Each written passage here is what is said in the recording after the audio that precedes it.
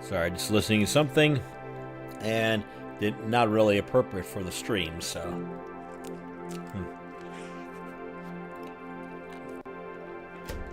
Bonus ice cream.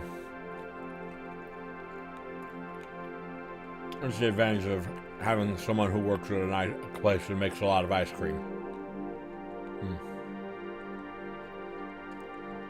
But it did make us some food, so. And it was good.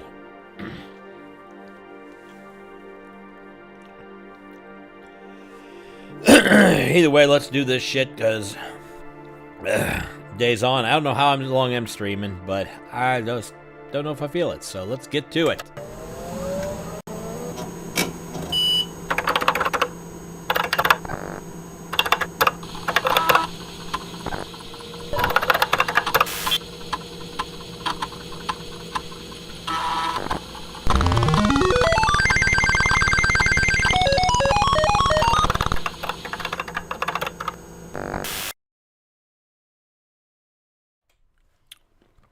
We are the Red Shirt Geeks. I'm Patrick. I should probably get Lars to make me something for RPG Wednesday. But it's my off week, so we're going to do some role-playing game shit. Anyways, I got a whole lot of little things that I want to look at or do or talk about. So we're going to do that today. I don't know. I made this creamy chicken pasta dish. Kind of just wing it. Take chicken, onions, peppers, cook them down. Throw some butter in with olive oil, then throw butter in, flour, make a roux. Start adding the chicken stock till you get a nice, big, rich, deep gravy. Add some cream to make it creamier. And always heavy cream. And then just season it up until we get it. Then chuck a bunch of elbow mac in there. And oh, yeah. Some Italian parsley, because I felt like throwing in parsley.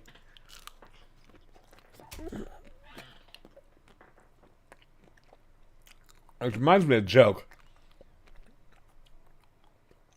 Punchline, of course, is nobody eats parsley. There's some pussy in there, but I don't know. I'm trying to be less crude. I failed. Okay, so let's see here. Let's talk about my characters. I'll minimize on the backstory. Let's pull her up first. Her, and them. Okay. So right now, I'm in 4 games. First 2 are the more serious ones. This is my Friday night game. This is the one that when I stay up till 3 a.m. and sometimes sleep, so I can't stream on Fridays because I got to sleep. We're on hiatus till after the new year, so I'm going to talk about Zelda. Basically got a gnome artificer. She's small, she's eager, she's morally, I mean, she didn't completely snap out on the idea of, hold on, let me fix this. Give me a sec here.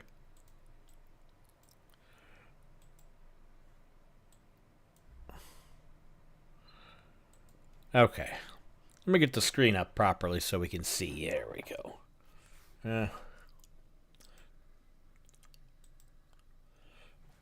Okay, so it's going to be a little bit small on the screen, but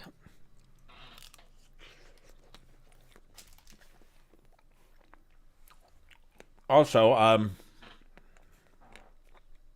don't know. Downside of eating ice cream in the middle of a stream, you get that cold moment.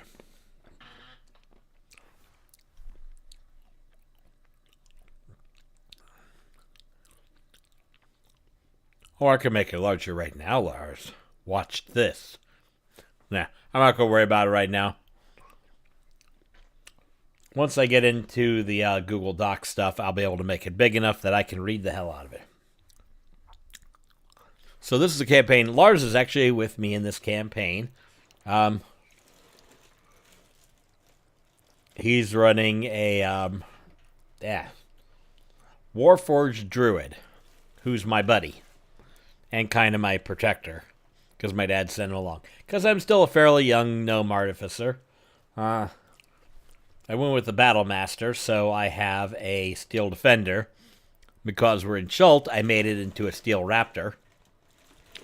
Because that's cool. Same stats, just different flavor. I like shooting a crossbow, and I have no direct offensive spells.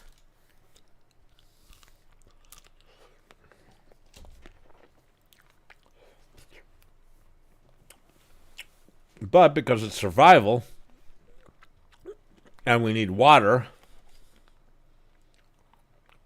I have the advantage. I have a little advantage in the fact that I made one of my two. One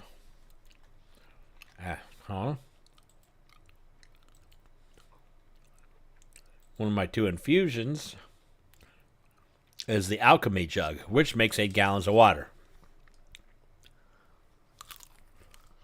More if I want him to die from drinking salt water. I got a +1 light crossbow. It doesn't need ammo. So once we hit 5th level, it'll be pew pew. 2 shots. Yeah, either way.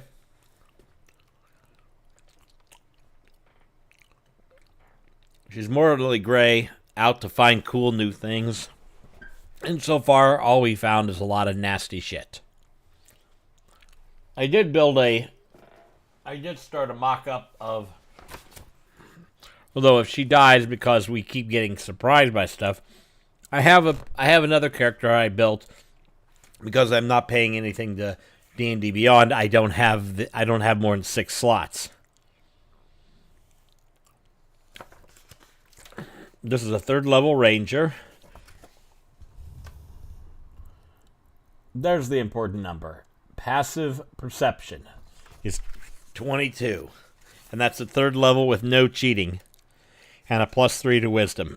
And how did I achieve that insanity?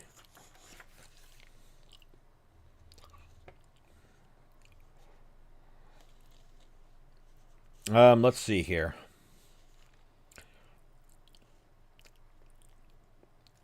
I made myself proficient in perception. So that gets me...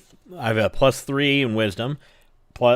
Perception, being proficient, makes it a +5. And then...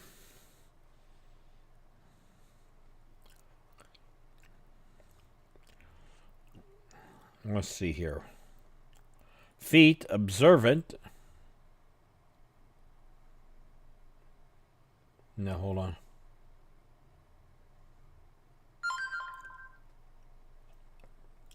Where did I get that other 2?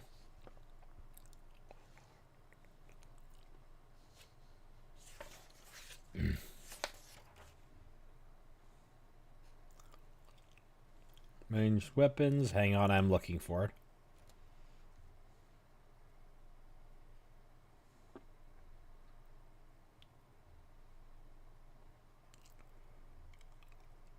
Oh.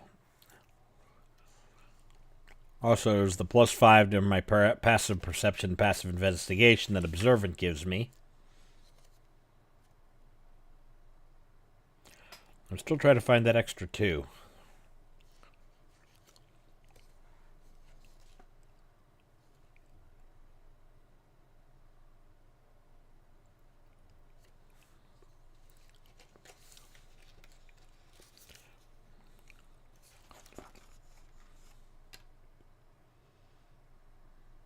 Oh, canny. Choose one of your skill proficiencies. Your proficiency bonus is double. It gets me a +7 and the +22. So, yeah. So, suck it, DM.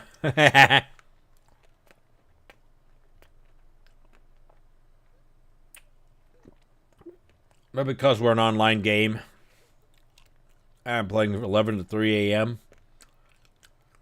The role-playing opportunities are a little more limited, especially with the size of our group, which is like 6 or 7 people at all times. We get 3 people short, then we're down. I forget the exact number, but I'm not going to jump into that. So let's talk about my girl here, Ellie,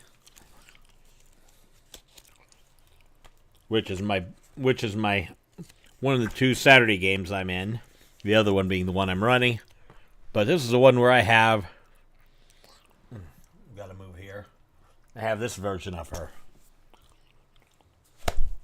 Really cool bound version of my character sheet. And we're going to work with her a little bit. So far, we've only had 1 session. The second session would have been this Saturday, but enough people finally called off that it got canceled.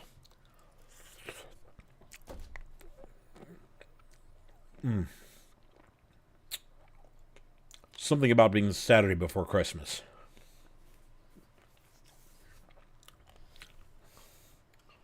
Either way, she's a half-elf monk with an 18 in charisma. Yeah, her main stats are 16. Yeah, her primary stats are at 16, so a +3 in each. But I got a +4 in charisma. I'm either going to pick up Rogue or Bard.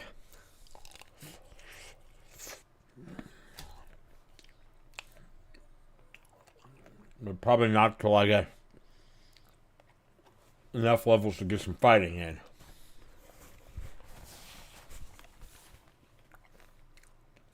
Because I want to push the first 5 to 6 levels real quick. That's mainly because... Let me see here.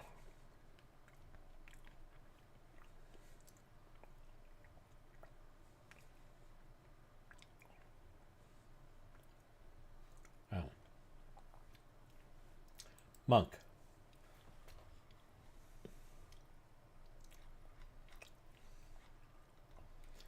Because I'm at level 2 right now. Level 1, you get the unarmed defense and martial arts, which are good. Then you get your key, which you only have 2 per short rest, and unarmored movement, which means you move faster.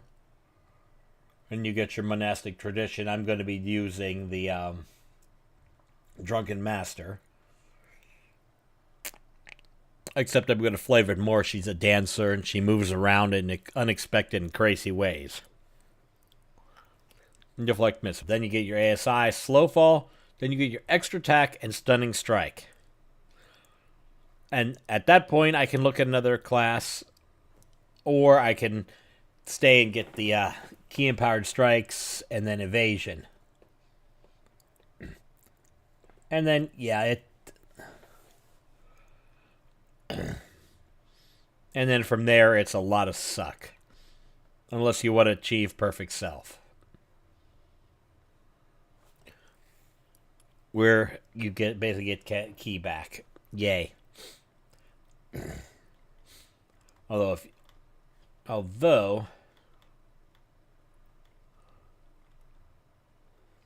yeah, stunning strike is the big one.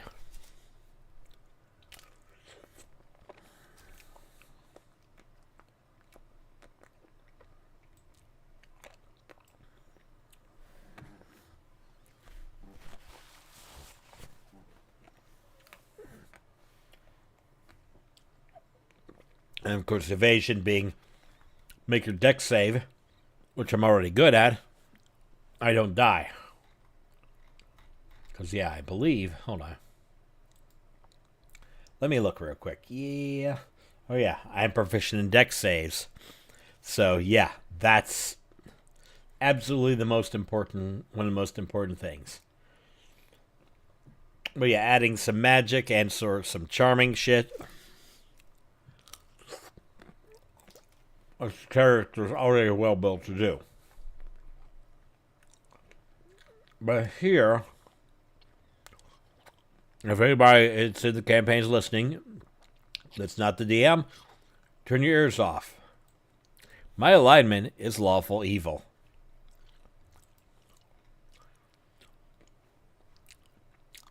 I'm actually working for an antagonist to our employer,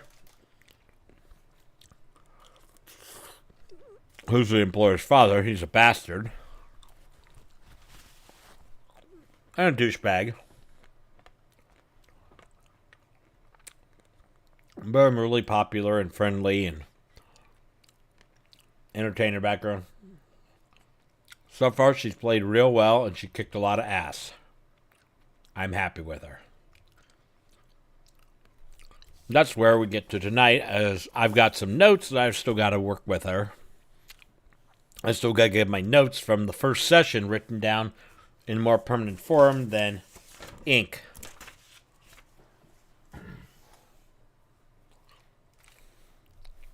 So we'll come back to her. Kestian. I played one session with her.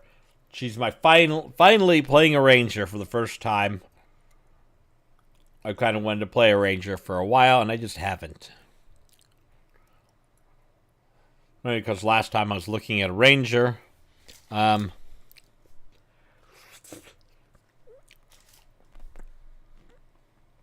why I was going to turn on some music. Last time I was going to play a ranger was pre-Tasha's. Yeah, that kind of sucked. So let's look at what we want to play, music-wise, real quick here. Anything that says pro costs money. I am too cheap.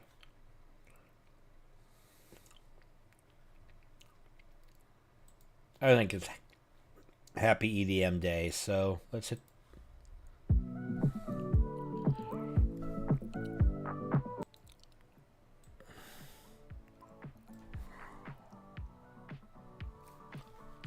There we go.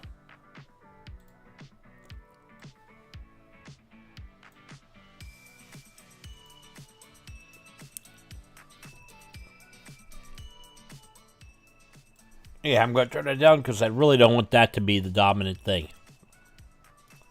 Why do I even have these headphones on? Screw it. I'm going to throw them off. I don't need headphones because I'm not listening to shit. Unless Lars decides to call in at some point. Say, hey, let's talk about these. Oh, this is the next two characters. This is the next character. I'm in a teenager's game. My buddies have kids who want to run games. So far, I've enjoyed her. I forget, did I her?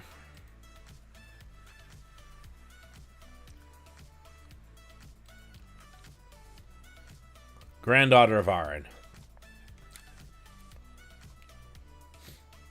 She's a seeker of things. So.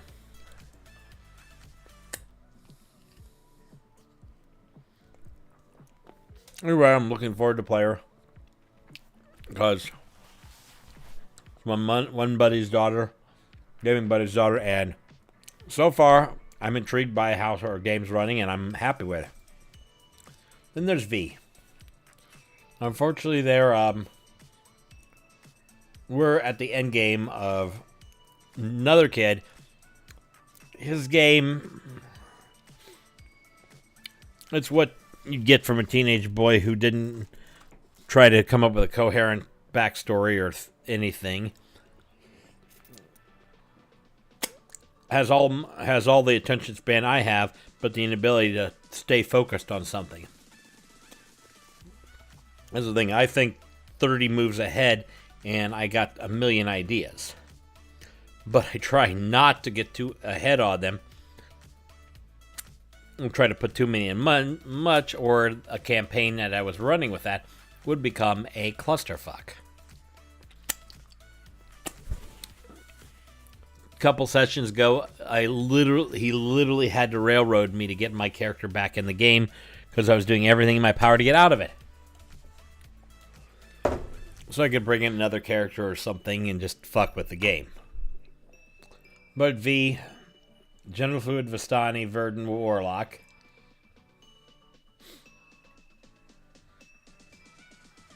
I've been playing with their gender and things like that, just because I felt like it. Win Hexblade, so Eldritch Blast is my number 2 go-to. But yeah, I stuck Vistani in the backstory. Now let's get back to Ellie. There's my character sheet. Yeah, I get to do things like this. See, I got key points there. My DC for my saving against my abilities. Not gonna make this too big. Because this is on A6 page. These on the A6 pages. Yeah. This is base. I'm attuned to a bird pipe of illusion, which basically doesn't give me. Which, if I pick up levels of Bard, it will help that. But beyond that, but other than that, this is just basic stats.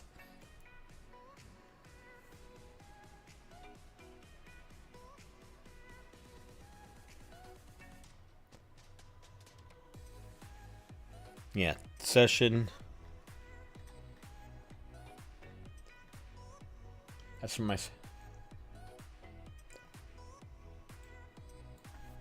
One.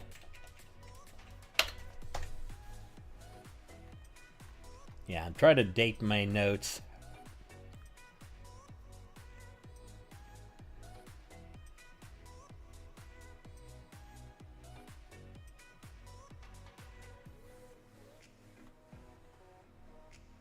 That's the personal notes. Did I start? Yeah, there's the personal notes. Here's the session notes. Yeah. Yeah, really, I just got to transcribe these. I may do that some other night.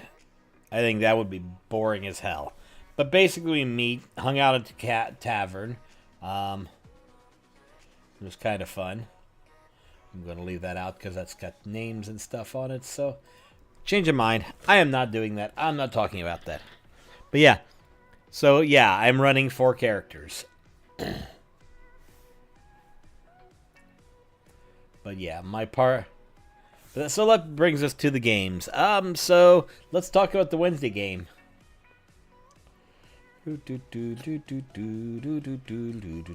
Okay. I had to start adjusting because they started hitting encounters way too much. So I think the random counters are gone. But they just finished my first set piece, which was throwing, let's see here. Set piece. I had some tentacle beasts, which I forget what these were.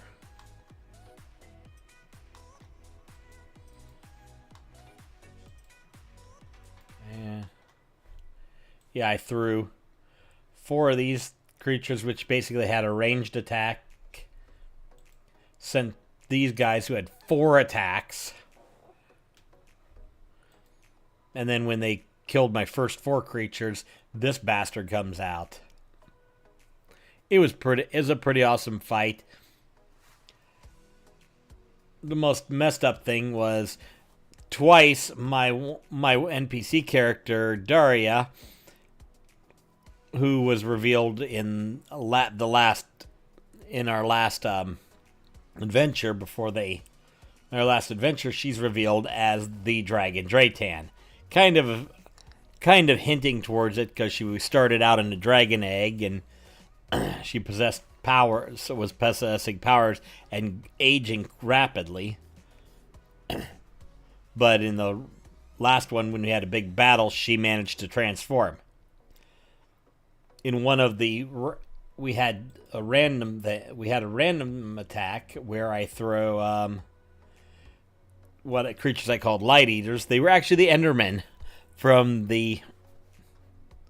Here, I'll pull it up. Basically, I had them hit Daria from both directions. The downside is that I knocked her to 0 hit points. I have built into her rules is if she ever hits 0 hit points, she goes to 1 hit point and transforms into her dragon form, which is a young brass dragon. Then we get to this encounter with all of these, and I roll a 6 on a d6. On a 6, she gets that form available to her.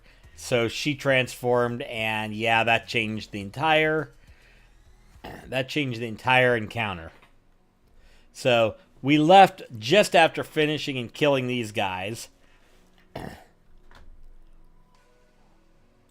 I'm going to fix my spelling.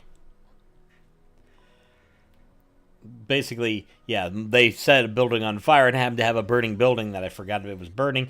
And yeah, I throw the Ed and Ceramorph at him, and yeah.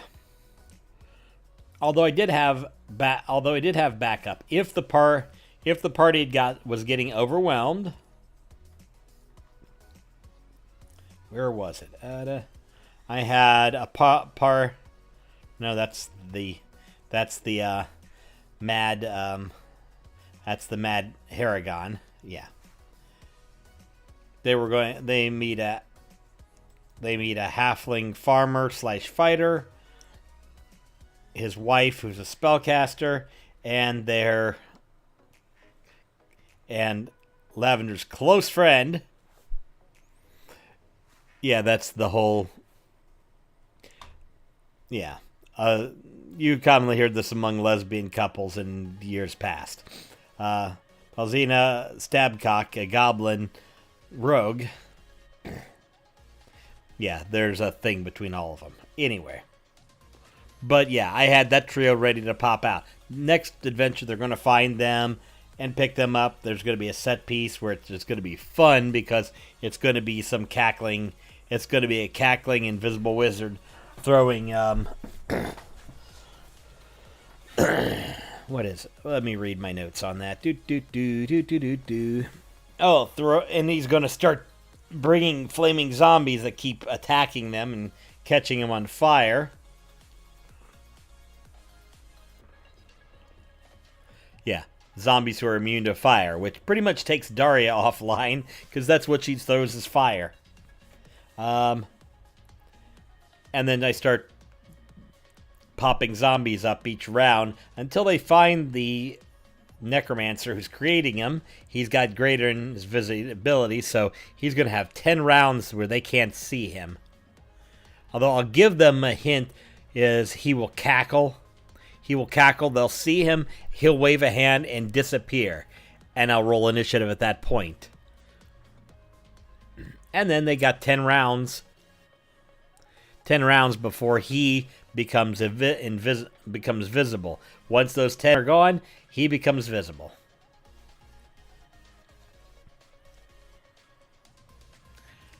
And greater invisibility, luckily, until they find him and hit him. Yeah. No, that's not what I want. I want this one because I replaced the Jim Beam. But they'll find Ring of Protection, Dagger Venom, and a Supreme Potion of Healing, which they'd like some of those big healing potions. So yeah, this is going to be the Wednesday after Christmas. Let's see here. So we'll get that. They'll get to a fort.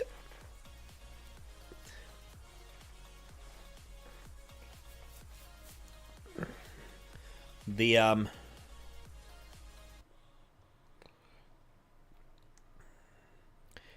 meet they'll go to Camp Deathbane, and the shitty commander, he'll treat them like ass, and then ultimately decide to send them a running. He'll warn them that there's a good number of them then between them and the fortress of Doltantus. Clovis and the Clovis trio will say they're probably going to stay at the fort till they decide to move from the fort. But with the asshole commander, if the party wants, they can try to convince them, which will be helpful as they get closer to the end. Day 7, we're going to break out the epic battle system, which I built more or less on stream.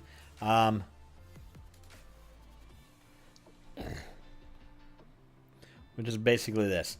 They got a progress counter to get to 7. When it reaches 7, they get to the last push. Zombie strength is going to start at 10, and start at 12, and the AC of the zombies they got to hit is going to go up and down based on this. They'll have a counter for the last push. When it hits 0, they gain the gate successfully. Thorin and Roldan are their heroes. They are going to be unleashing. They basically need to use skills and items to create opens. They can only do 3 attacks each, and you can't double up the NPCs. Daria will roll roll 2d6 if she gets doubles. Double ones or double six, we get Draytan form. Otherwise, she's just going to rock that. If she can make Draytan form, she'll roll 1d6 and add the battle score. Zombie track reduces on 1. Hetfield will be using music and spells. Clovis Lantern Malzina will sit in the back end. Stop at my door! Biatch! And Heiza, the driver of the wagon, will maybe add 1 or not. Enemy zombies are gonna. I'll add 1d4 to the zombie strength track. They win. Tracker advances. They win by more than 4. It goes twice. Zombie strength track advances by 2 or by 1 once it reaches 16. If they get to 7, then the last push begins. Pretty simple. Last push, we roll initiative for the prime party members. Except the zombies get stronger as they pile in. And they're not going to get through initiative because they can't kill 25 zombies in one.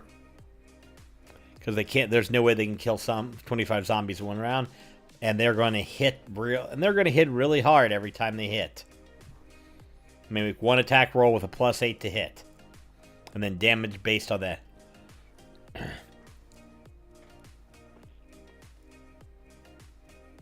So yeah, it's going to be... So, Draytan form, it's going to be a little bit easier. I haven't figured out how I'm going to figure that out. But when they get to the gate... Let's see what happens here. Oh yeah, they run into a white-haired, dark-skinned bard in battle armor who looks them up and down and says, "Fuckity fuckity cook, you cunts long enough to get here. Come on in, get your asses over to my tavern. We got shit to talk about before shit really goes to shit and shit." Because that's what Arin would say. But if we still have time, then we immediately proceed to the fortress.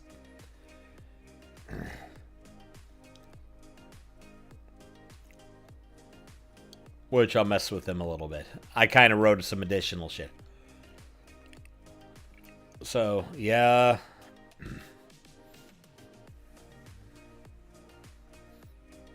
Yeah, a lot of stuff. Arid Moonsong symbol. The Illuminati symbol from the Island campaign 100 years later and on my Saturday game. Yeah.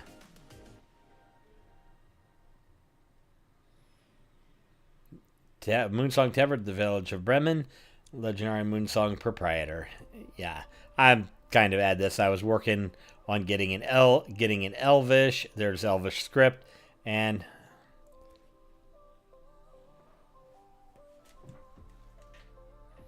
okay. Let's party follow. Parks, we'll see Skirvin guy in cart. Yeah. Yeah, we'll add a backup beeper because why not? Yeah. But yeah, here's where I do a big lore dump. Yeah. And yes, we have an R2 unit and a T800.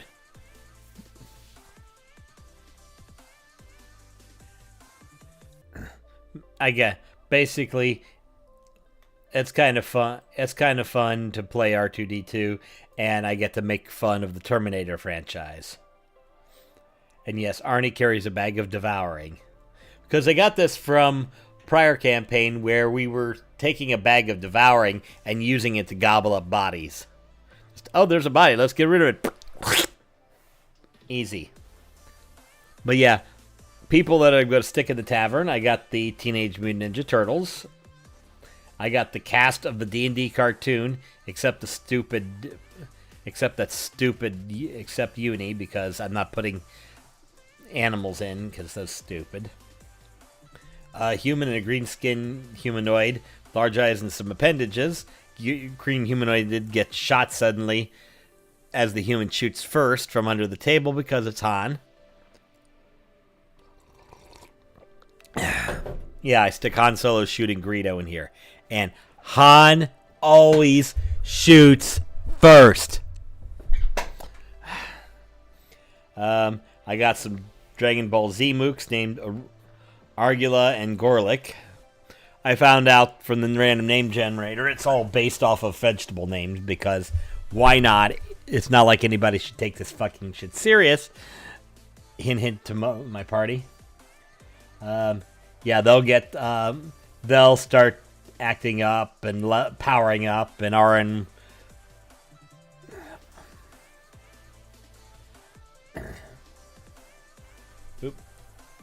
Aaron will throw their asses out before they can do anything. So just get out of here, jackholes. And then 3 old men, a silver trim black robe with a severe looking face, a guy in a scarlet robe with gold trim and a dark expression. This is the god of good, god of evil, and Audra, and one in a gray robe with purple trim, purple being Aaron's main color, looking tired and weak. This is the creator of my world. He's a neutral god, and he's kind of beat up. And Aaron will hang out with him a little bit. And then, of course, a halfling wizard / druid, not druid. I should know, this is one of my former characters, Prim. She's middle-aged here. She's going to manage to extend her life, so she'll be really, really old when she shows up on my Island campaign. But she will be even more powerful. Now, an idea I had is I'm going to add... Okay. So here's where we're going to start putting stuff in, because I got to create something. So let's max the... Now let's minus down to 200. Okay.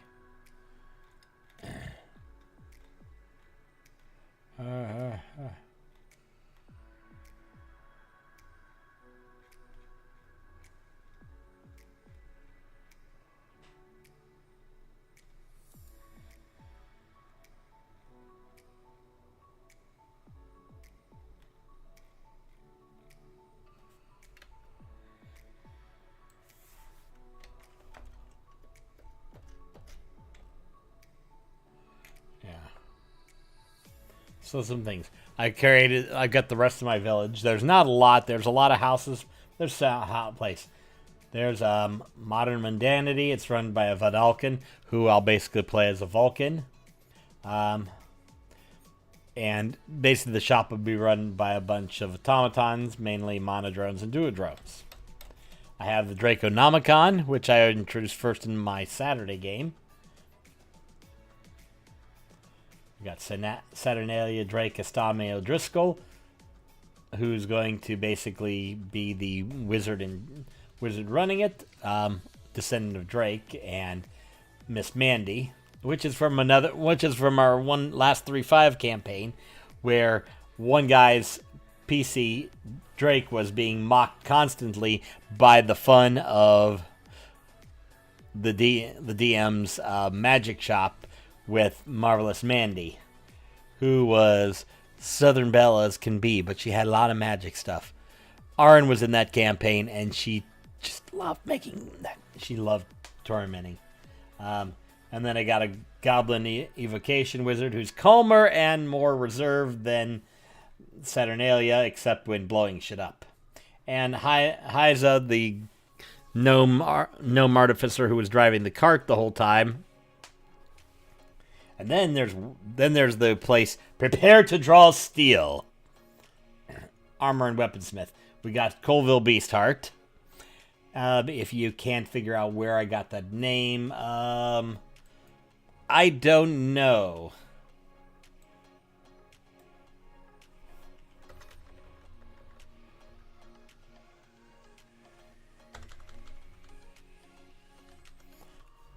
Yeah. So yeah, I'm sticking Matt Colville kind of into my game.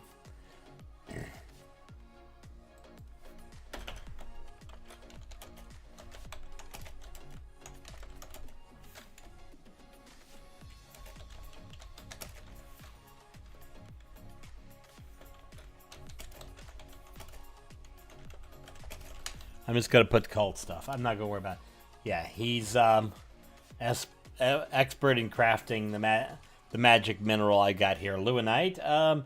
And he's got lots of stories from a distant land called Vasloria, which the MCDM is going to be working on that book, the source book for that for their RPG, because that was the 2 million stretch goal, and they're over 3. Then I got a Furbolg Leatherer, so that'll be fun. I never finished her. Okay. The name Tandirus. There's a reason why she's named that. 2 things. Break it into 2 words. RAS was the stock symbol for the more or less defunct, although apparently they exist again online, Radio Shack, which used to be owned by Tandy Corporation, which started out their work in leather before they got into the electronics. I know this. I've read a lot of stuff, and I worked for Radio Shack long enough to know how to know the history. Okay. But yeah, we may come back and mess with the cult in a little bit. That brings me to my Saturday game. We had finished the 4th level, got down to the 3rd floor, and luckily there's going 1 through 6, so it's kind of fun. I got to throw my gun drone golem at. The action economy kicked my ass. My mistake. I need to have some things to occupy them so my gun drone could just fly around and shoot things. It sucked. But my 4 shadows, which wasn't planning on a hard encounter, I did manage to get to drain the strength on somebody, so that's what I was looking for. I got to suck one of the fighter's strength out of him, and I rolled a d4 for maximum strength suck. But they killed it and figured out some stuff. What they didn't do is go to the next one, which is the Enhancement Center. There is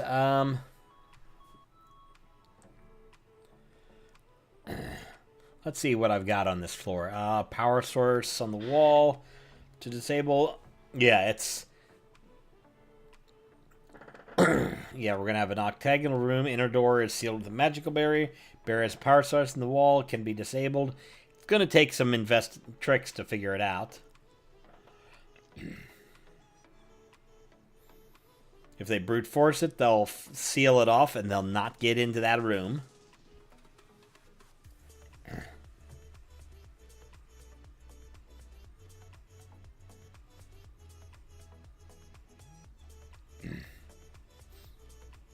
And they'll all be locked, so they're going to have to do some luck.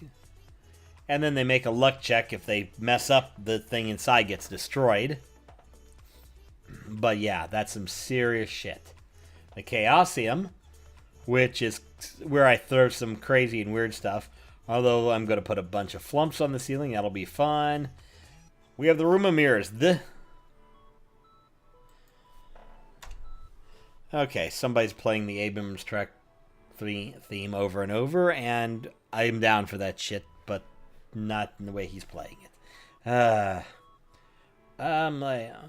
Basically, 3 of these will be functioning.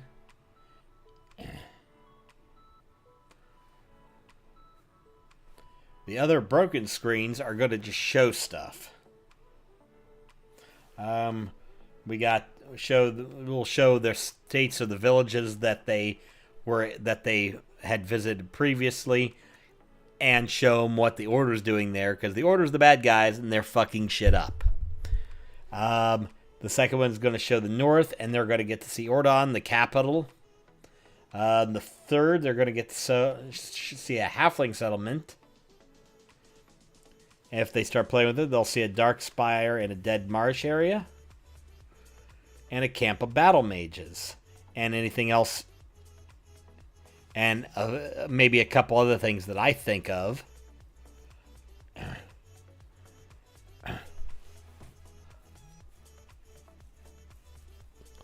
I've got to sit down and come up with a few other things that I want them to find on the east side of the island as they work their way north. And then they're going to get to the other screens. They'll see flashes of things. They'll see large spider tree, which is where my drow spider god lives. That's on the north, and my Wednesday game's been through this. A large hill with growing brambles, surrounded by a large scorched desert.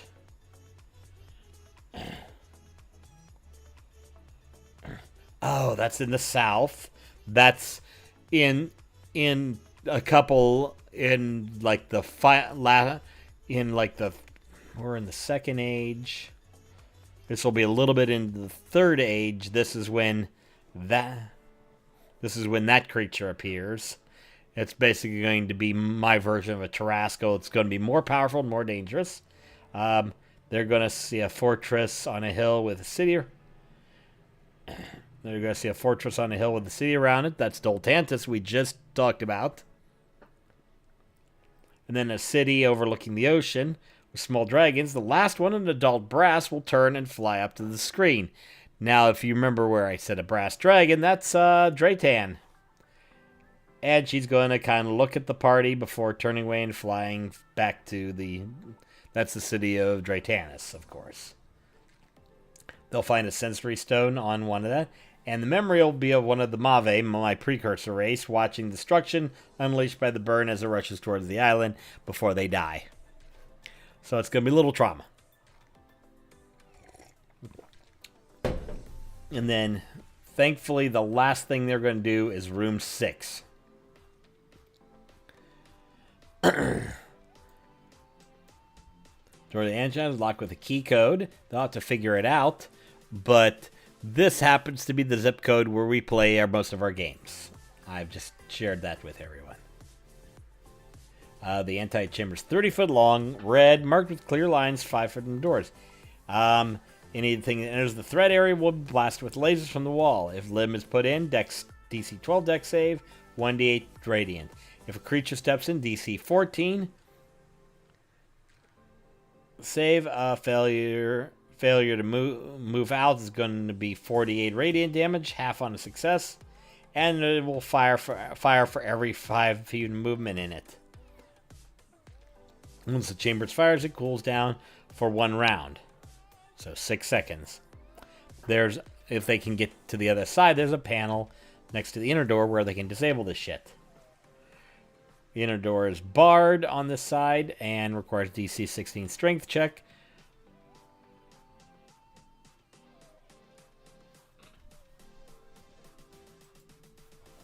Or an actuator on the wall to open it. I keep finding these little typos. Now, if they get in here, it's a 30 by 60 chamber. Most of the alcoves, they'll find are offline. 4 are still active. If they start investigating, they'll start to figure out the contents. If they start messing with panels, and I may change this because of how quickly they get. But if I remember, I made this particularly nasty. So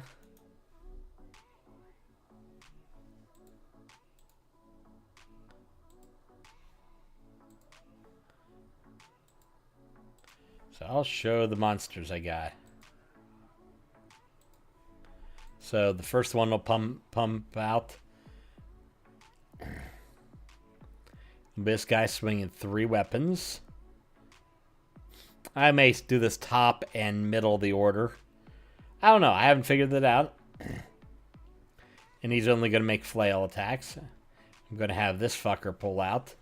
Where did I get this asshole? This one's Icewind Dale. This twat came out of Van Richten. And I think I nixed the... I mace attack only for him, and no summoning extra Sturges. Although I may ignore that. The Fiendish Orc will pop out. Swinging is 2 attacks with his Great Axe.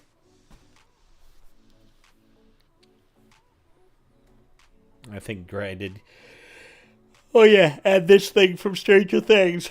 Since I literally have a mini for it. I literally have the mini for this creature.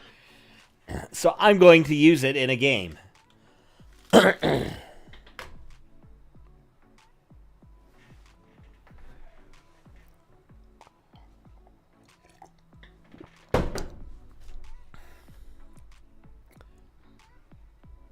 And yes, that is...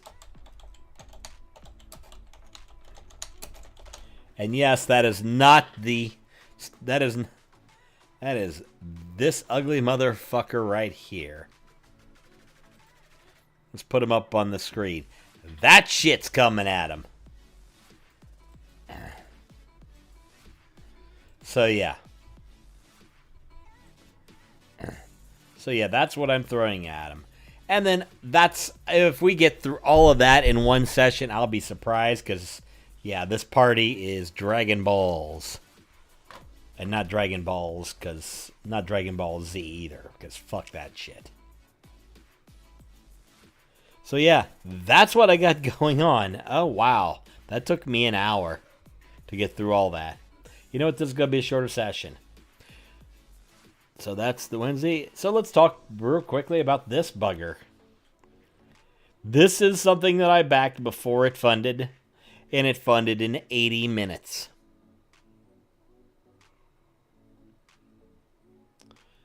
Oh, there's only 22 backers on the backer train. I can remember it was in the thousands because everybody was just backing it over and over and over.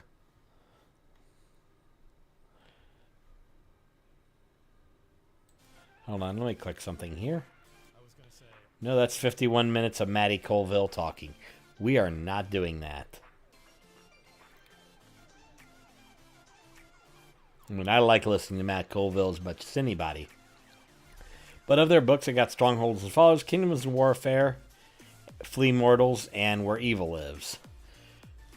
In fact, had the party fought the owlbears that they were going, the Saturday game, had they fought the owlbears that they managed to dodge, they were going to be MCDM owlbears from Flee Mortals. So the whole cool thing about this game is basically it's...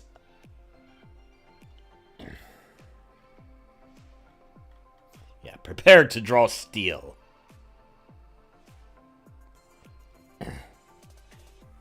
What was the... Oh,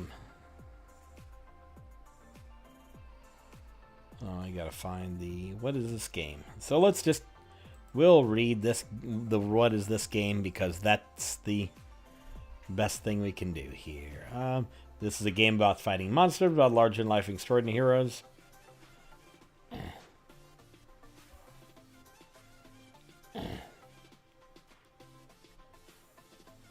So yeah, with the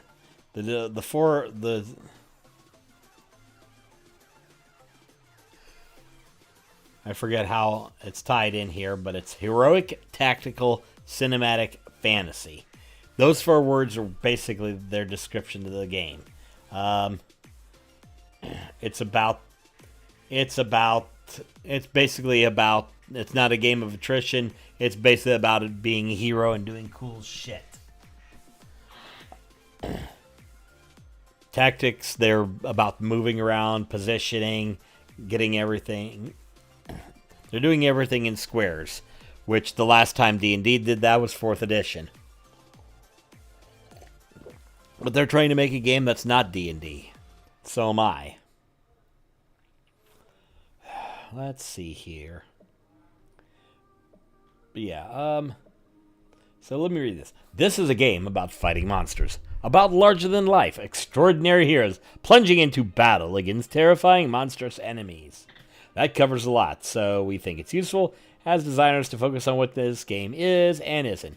This game will absolutely feature dungeons, ancient underground complexes filled with ravenous undead or creeping oozes, but it isn't a dungeon crawler. It's not a survival horror game where you must track light and food and the weight of every object you carry. My Saturday game is definitely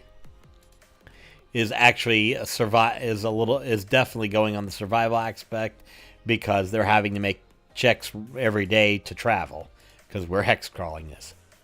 You can fight monsters in a dungeon, but this game is not about dungeons. Lots of games focus on that gameplay and do it real well, like Shadow Dark. I'm not familiar with Shadow Dark, but oh well. It's not a wilderness exploration game, aka a hex crawl. I love hex crawls. It's not about uncovering hexes on the world map and surviving extreme weather, getting lost, or trying to navigate your way back to safety. I'm not going to make it too hard on my party to do that personally. You can fight monsters in the wilderness, even run a whole campaign in the wilderness, but this game is not about the wilderness. We love games that focus on that fantasy, like Forbidden Lands.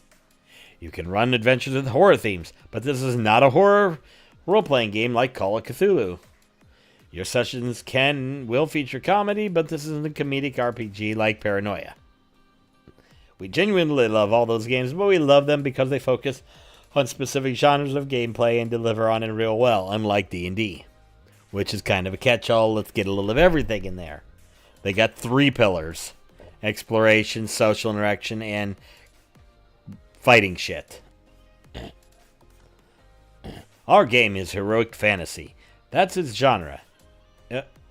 Extraordinary people fighting dragons and necromancers. But heroic fantasy is still a little too broad for our purposes, so we added 2 other keywords to explain how our game might differentiate from other games in this genre: tactical and cinematic. These terms are just guidelines, a vibe, but we find them useful when trying to choose between different features. Both of these ideas are cool. Which is the most cinematic? The most heroic. So let's talk about what we mean when we use those terms. And I'm not going to read the whole thing, but tactical, it's basically maneuvering around, figuring out teamwork, all kinds of cool things like that, which is something that D&D kind of fails at because initiative means you can't always trigger shit in the right order. Heroic, that means basically Lord of the Rings versus, any greedy murder hobo game. But yeah. Cinematic, pretty simple. Cinematic means it's like a movie. I mean, here, when they have a Shadow's ability to slip out of melee and retreat to save is called In All This Confusion. It's cinematic. It tells a story in it. The actual name of the ability tells the story. I love those things, by the way. Rather than how do you do this? How do you do this? You get into being able to do really cool things. And yeah, then you roll some dice and see how much damage you do. And fantasy, dragons and shit. Yeah. But yeah, that's probably one reason I back this. Also because Matt Colville and MCDM have a track record of doing shit. I think James Introcaso, the lead designer of the game, worked on D&D, so he knows that shit. Building heroic narrative. There's a tactician. Let's just look at him a little bit. Doesn't he look like a fucking sex machine? I'd totally mouthfuck him. Wait, what? Strategist, protector, inspiration. All these monikers fit the tactician. Basically, in 5e, that would be the, yeah. Oh, crap, I can't remember. The fighter, which... Battlemaster fighter, except with more cool things.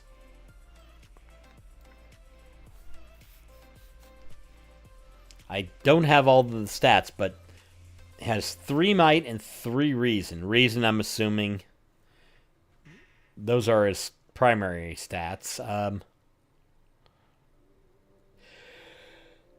Damage is 2d6 plus his reason. So while he's strong, it looks like it's more about how he applies his attack than how much oomph he puts into it. So he's more of a tactical fighter than, say, the barbarian who just runs in and hits shit really hard. I mean, we get cleave in there, we get parrying. You pull target number squares equal your reason.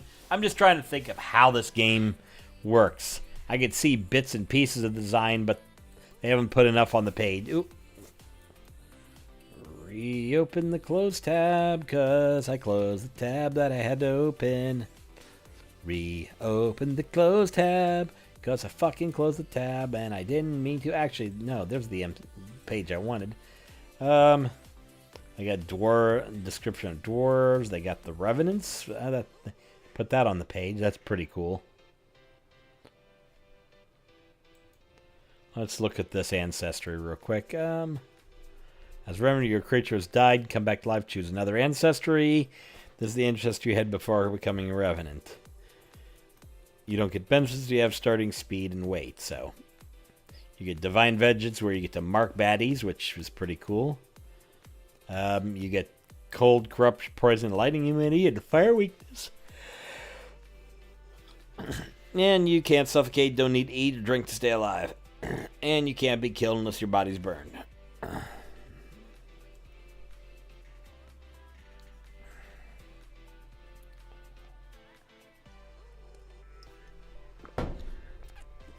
So you don't want to catch on fire on that. So yeah, there's some really cool things here. I mean, ultimately something I've realized is not every game idea fits in one game. There are many games. Like if example. I'm trying to find where the book is, and I don't know where it is, so. I had an idea to run kind of a Scooby-Doo style adventure, except eventually ditching into elements of Call of Cthulhu and making everybody kind of go insane when it turns out it's some evil, otherworldly entity and not just bad guys in masks that the party. But I was thinking Fate Accelerated, which basically operates off of the Shiite. Hang on, I'm going to step off the camera and find the damn book, because it's easier. Okay, double fuck that shit. Let me go back here. This is kind of informal and not necessarily filler, but me just kind of enjoying that.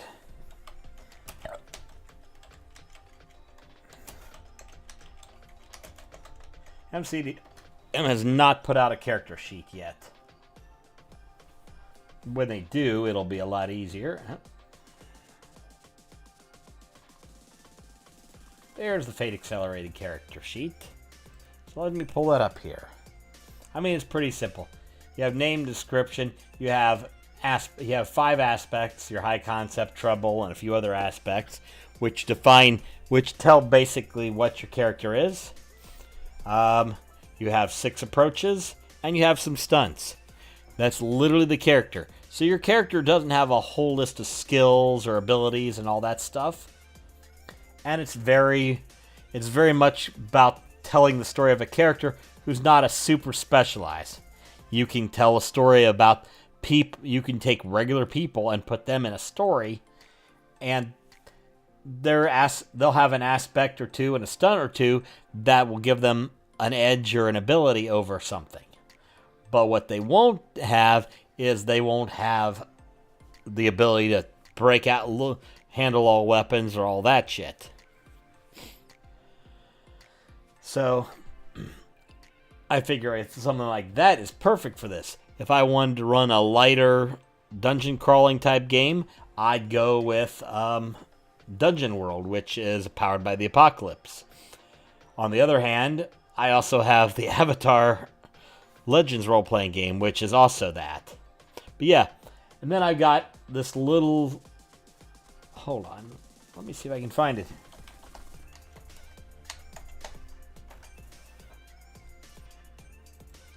Then I have this game called... Then I picked up this game called Karen, which you can literally go to.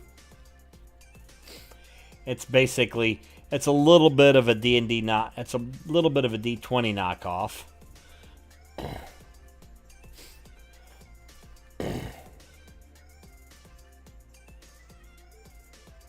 I think I actually got the PDF on Drive-Thru RPG.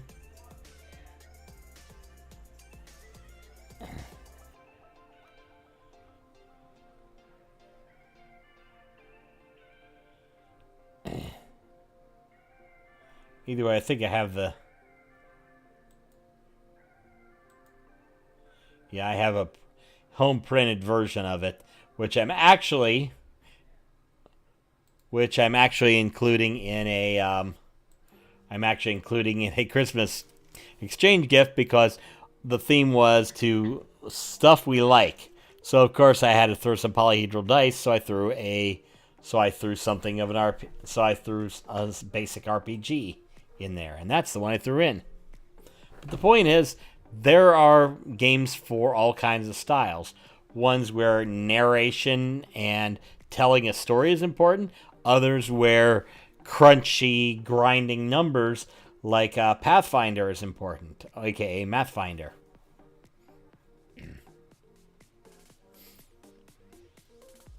But yeah, I looked through, but hold on. Hold on, here, let me pull this one up. This one's fun.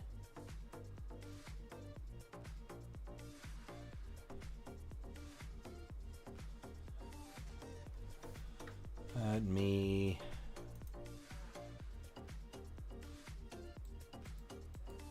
Yep, there we go. Zoom it in. I mean, look at abilities like, your bones are mine. Where basically you can make the target, you can hit the target, the target falls prone and can't stand up till they regain health. That's pretty cool.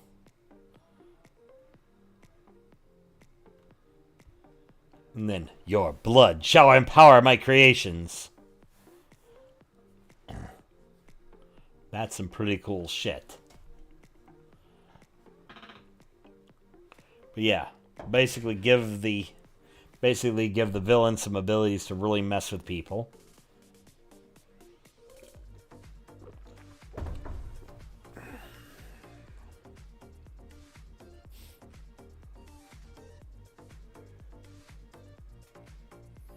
But yeah, look at this triggered action here. Baleful Teleport. Trigger creature within 10 damages the Necromancer. Creature takes 5 damages and teleported up to 3 squares to an unoccupied space of Necromancer's choice. That's some serious fuckery.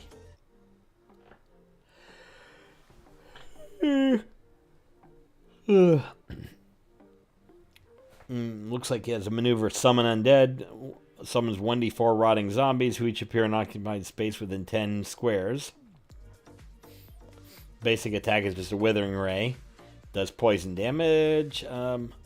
Target is weakened. I'm assuming weakened has a...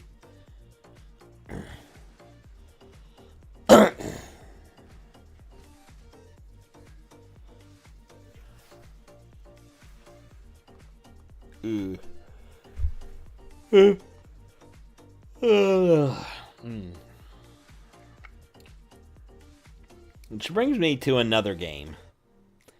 And that game is Fiasco. If you've never seen anything about it, there's 3 episodes of Will Wheaton's Tabletop that deal with Fiasco. Two parts where they play the game, and then a third part where they do the setup. So I was thinking about running this. I was thinking about during Christmas with my family, I was thinking about bringing Fiasco and running it. Now, the game uses white dice and black dice. I have white dice and red dice from the Demon Hunters RPG, which that is in itself.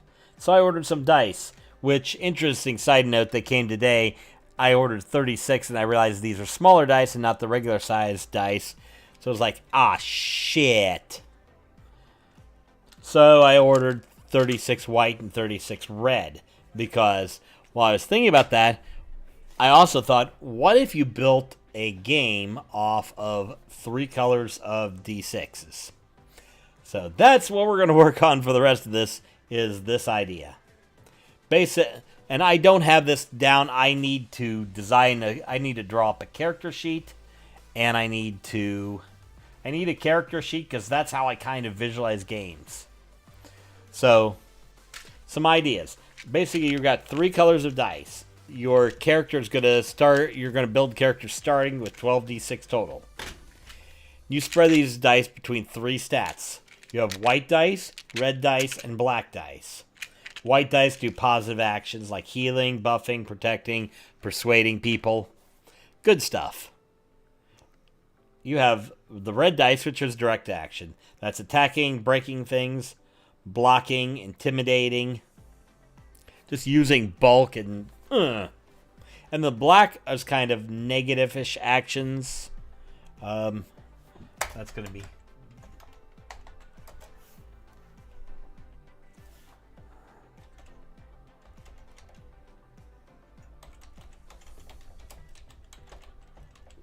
debuff, injure and cripple, deceive.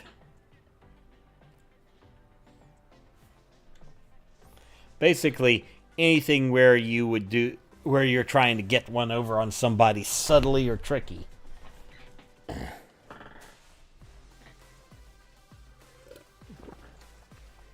Now you notice I haven't exactly assigned what the red, white, haven't assigned magic or anything like that. I think this may not be a fantasy game. So, I have my note cards, which I've been writing.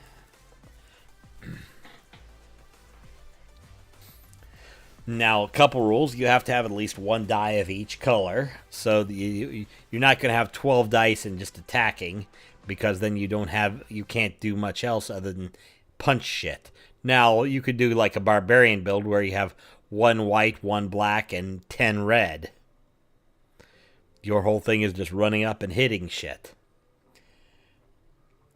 Now, I'm going to add some pips where you'll be able to denote where you'll be able to add +1 or +2 on some. You'll be able to get some specific abilities where you get a plus on it. Although I'm going to have to figure that out because I know so some things I'm going to figure out. Number 1, something I picked up from the MCDM RPG big time is I don't want it to be completely attrition. So basically, in every scene, you'll take your dice and you'll roll them and you'll spend them in the scene. So you roll the dice and it's spent. I think I may make if you roll a 1 on anything that, if you roll a 1 and fail, you get that die back. Because 1s suck.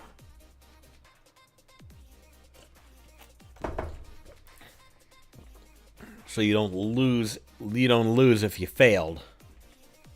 Now, if you have a skill, if you're doing something that requires a 1 on a die, you pretty much can just set that die aside.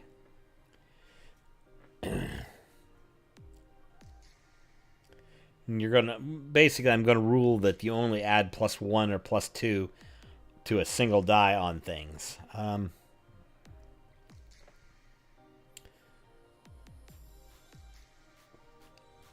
So yeah, I may change that. And health is actually going to be the same dice you roll to attack. You have to burn a die to stop something from happening. You have to burn a die, and then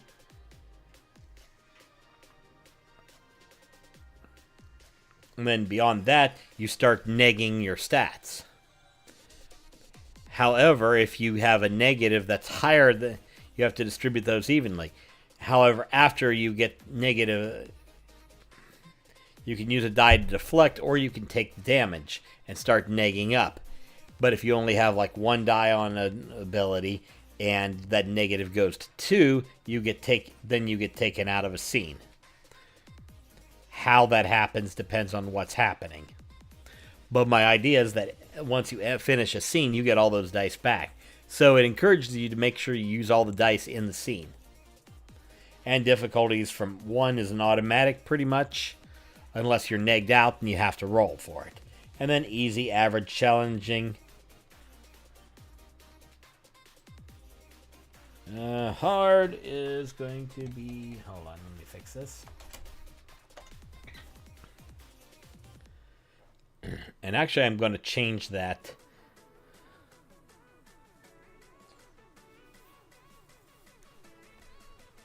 Let me just 6+.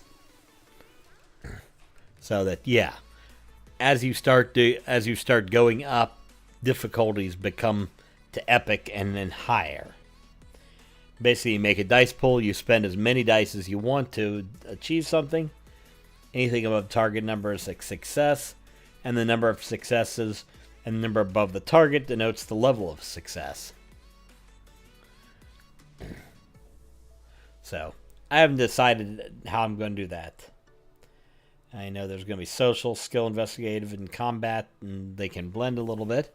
Something new I have is that I'm thinking of adding something archetypes. I kind of get the idea from MCDM RPG kits. So, yeah, I'm kind of borrowing general concepts and ideas, but I'm going to build these out. But it's basically this way you can find ways to differentiate. You find ways to make you basically take these. This is a group of abilities that your character is good with.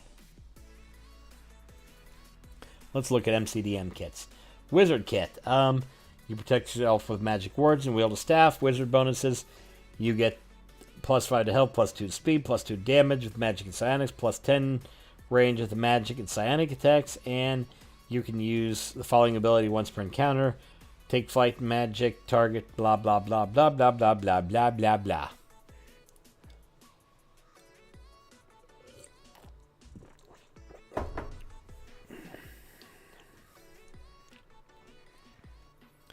You can fly.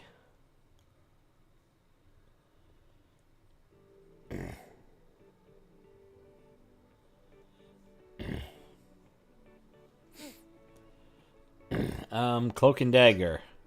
This is basically your sneak. You wear light armor and wield 1 or 2 light weapons. You gain following bonuses. Little health, some health, more speed. +2 damage with weapon attacks, +5 range with weapon attacks.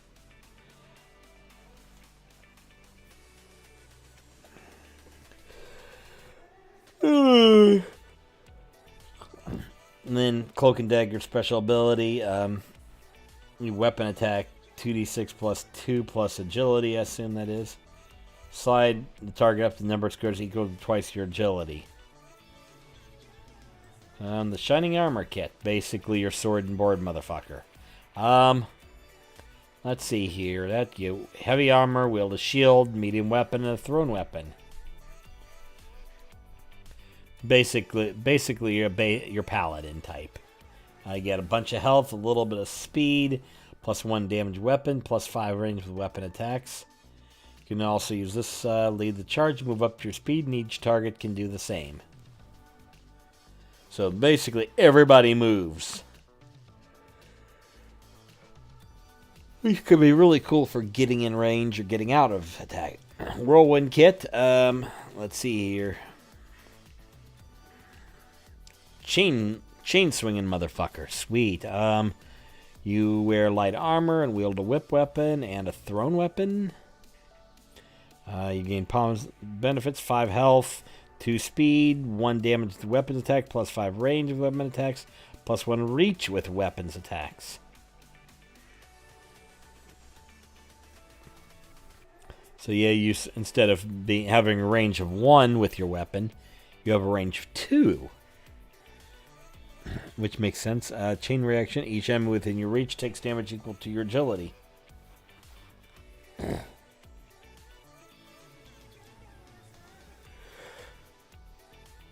So you swing at one person and pow, pow, pow, pow, pow, pow. A good way to just smack everything around you. So my idea here, and I'm going to have to type it in here. Nope, that's the kits. So let's...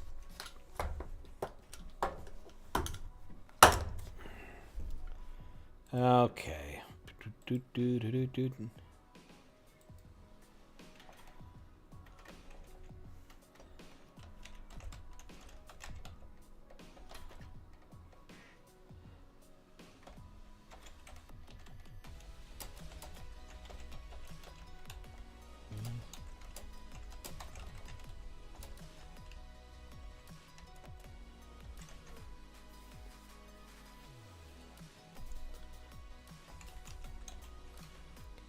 Be changed.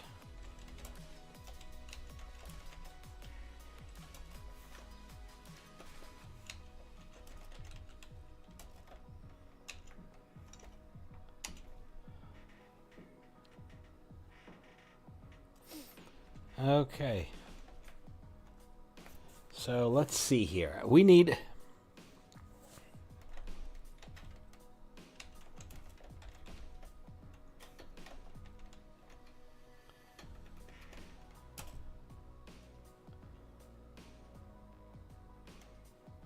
Let's see here. What do we do other than classes?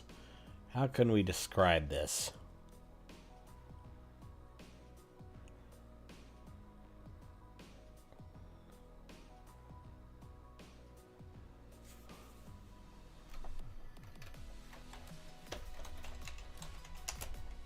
I'm just trying to think. So if anybody has any ideas, go ahead. For characters,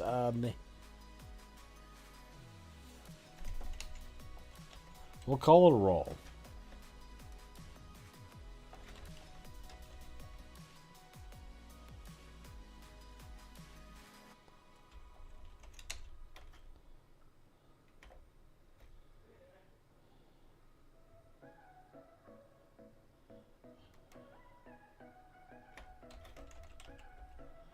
Weapon Master the Sneak. And basically...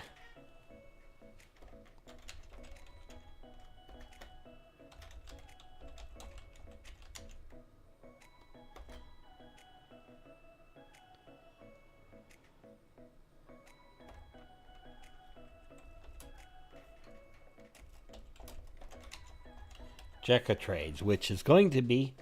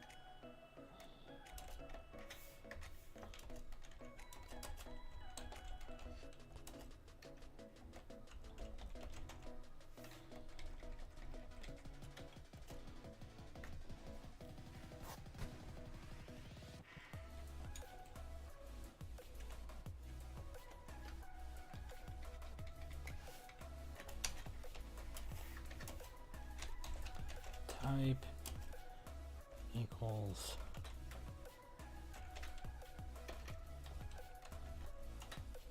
is roughly those are the two things that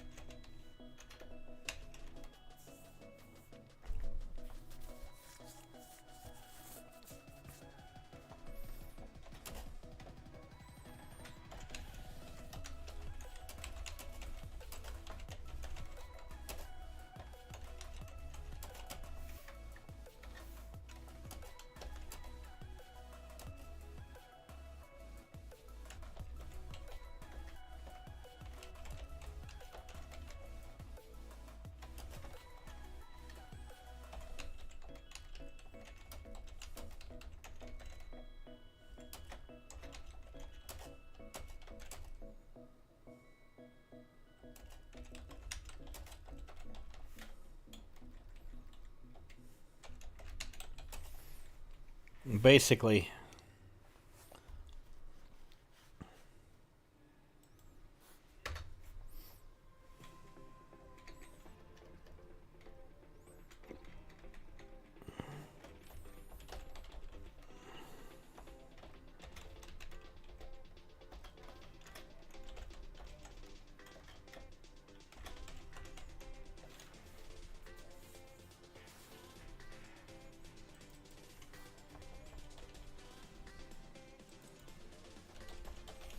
okay.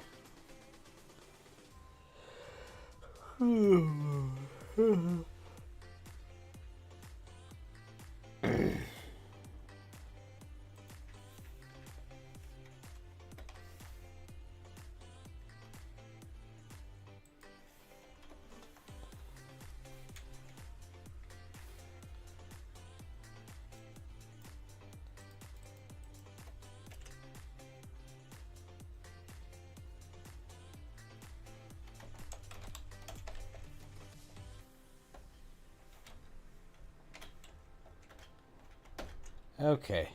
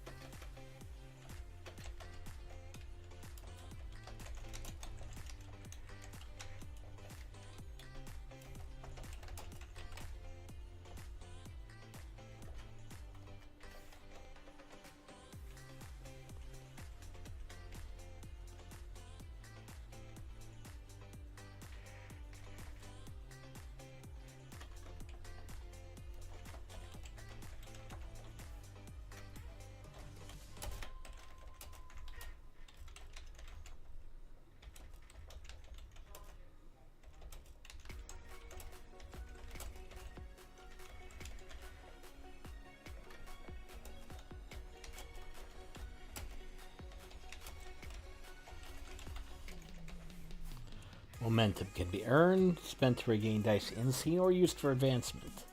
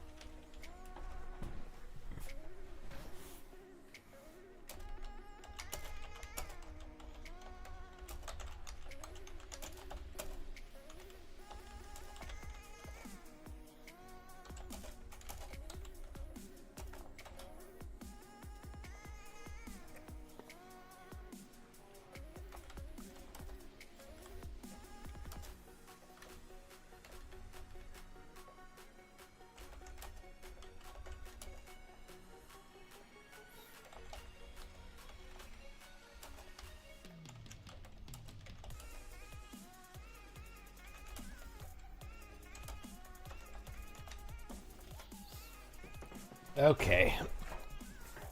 Now, a lot of the stuff I'm... deceive. I misspelled that. Okay. But yeah, a lot of what I'm doing is just putting ideas down here. I don't know how this is going to work because I have to build a... I am going to literally at some point sit down and draw out a sheet, which is going to show the stats, and then I'm going to start putting things together on a page. Once I know how everything works, I'm going to put together... I think I'm going to put together a playtest, pre-build 3 or 4 characters, and see if I can get a playtest group to run this. And just see how they do build 3 scenes. One where they have to interact with somebody, one where they have to explore a room, and one where they have to fight a big bad.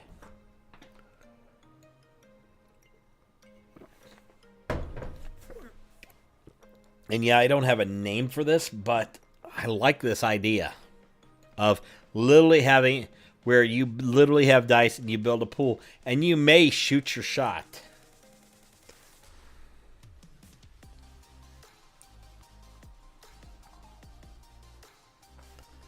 Okay, so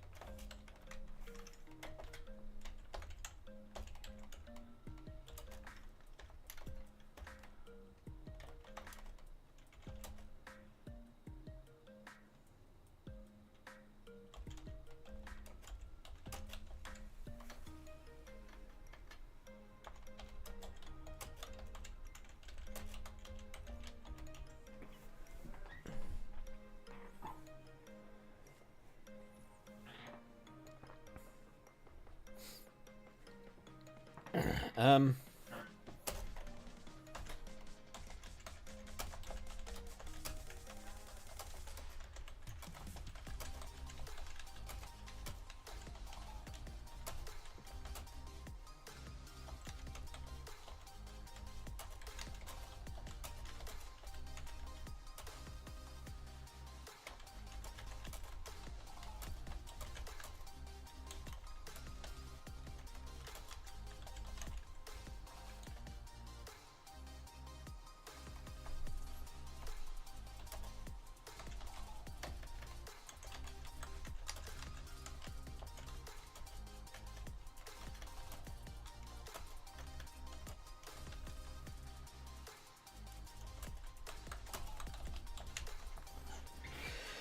okay. So I just thought of that. The idea of you basically shoot your load. You take all your dice, roll them, put them a load of high, and then you get to tell a story of what happens.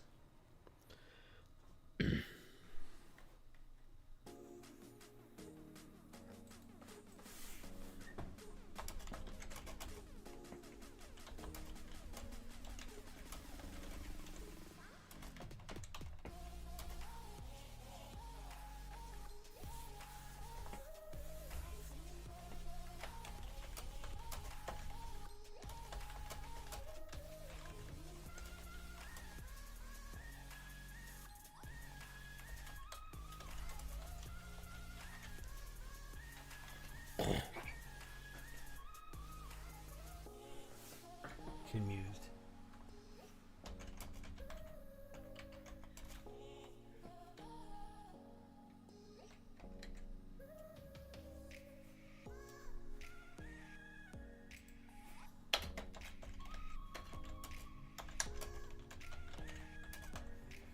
Once per session, yeah. In other words, you can't shoot your load in every scene. Okay, music, huh?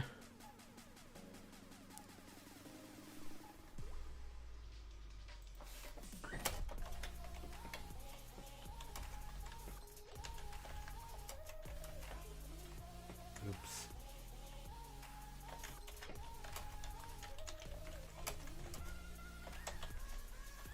Oops, I got a DM in there. Gotta make it a GM.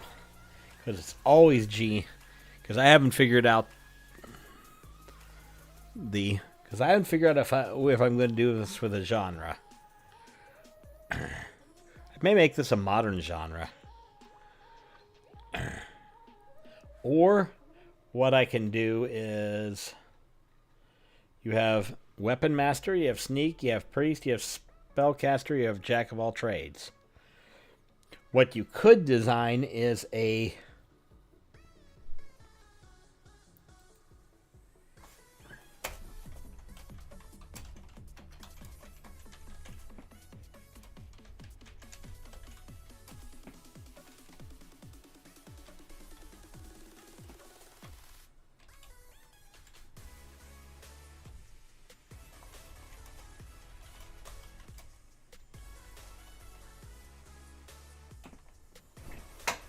Yeah. So if you want medieval setting, so if you want a modern setting, if you want to eliminate spellcasting, you can do that, or you can restrict spellcasting to this, this, and this.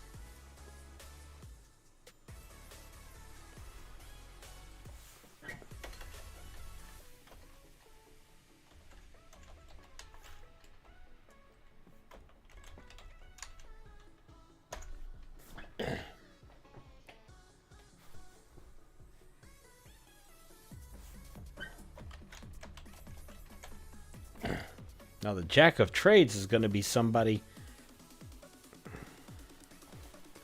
So you have 5 kind of roles. You have somebody who's mainly expertise. You have sneak. You have healer support. You have arcanist, tech, and then you have Jack of Trades. Jack of Trades is going to be the weird one. That's going to be where you can. Jack of Trades is going to be a weird one where you're going to have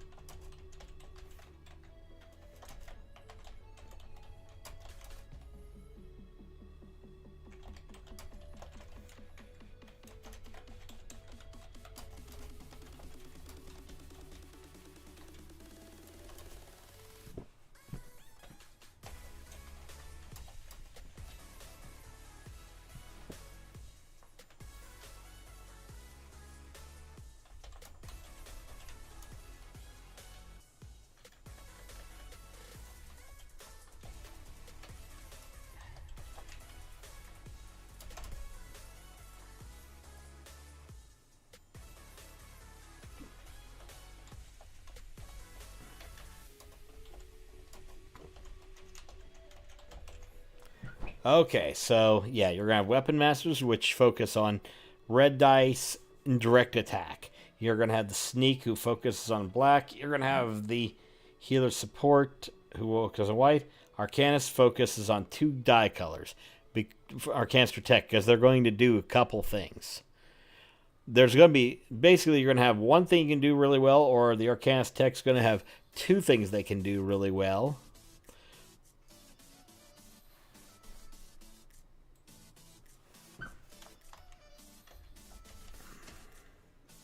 And the Jack of Trades is basically even distribution. They can do a little of everything, but they're not the best at anything. Meaning, Jack of Trades theoretically can take any, will be able to take any, play any archetype, but they will not be as good in their archetype as anybody else. So, that's the.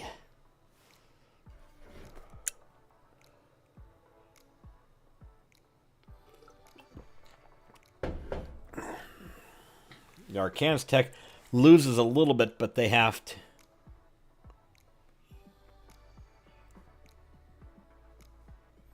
The Arcanist tech can focus on one thing, or they can focus on 2 things.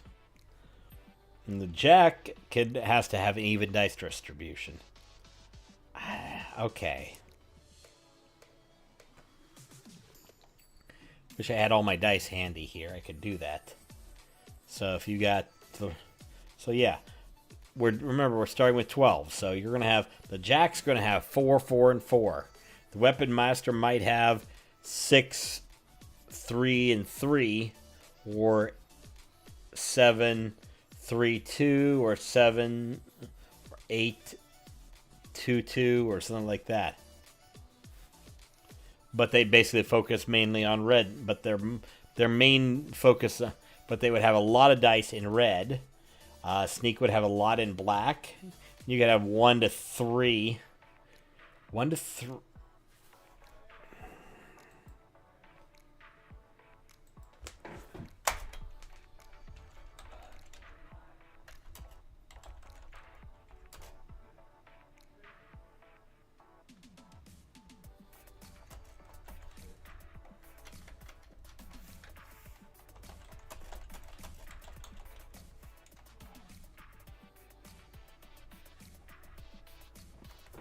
So yeah.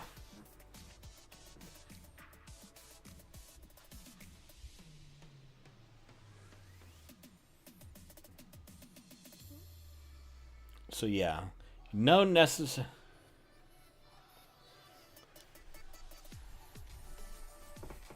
6 plus dice is focus.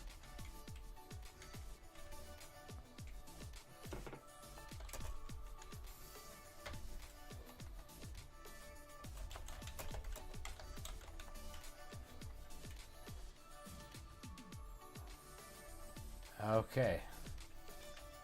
Yeah, okay, so there it is.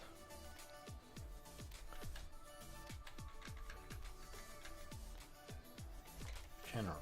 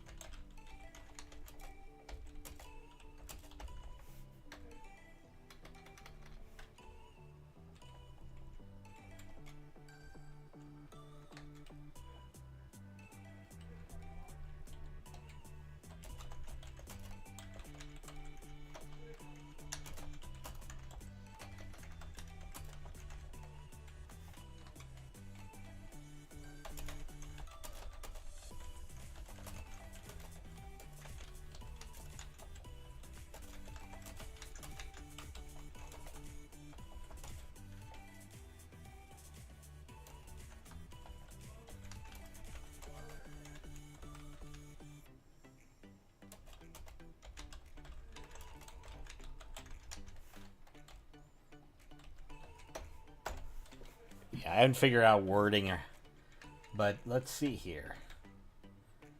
Character rules. Decides focus. 6 plus dice is focus.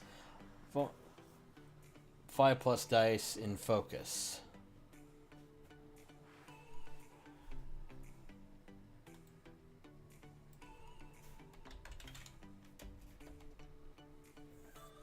Decides focus 6 plus dice, except for the Arcanist, who can do 5 plus, which gives 10.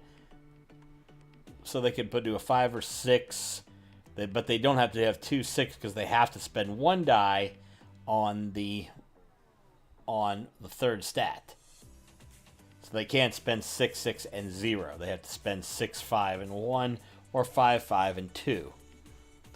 The Jack has an even dice distribution. But basically this means the Arcanist has a slight disadvantage that they are not going to immediately... They're going to be slightly less powerful than the Weapon Master, the Sneaker, the Healer, and Supporter.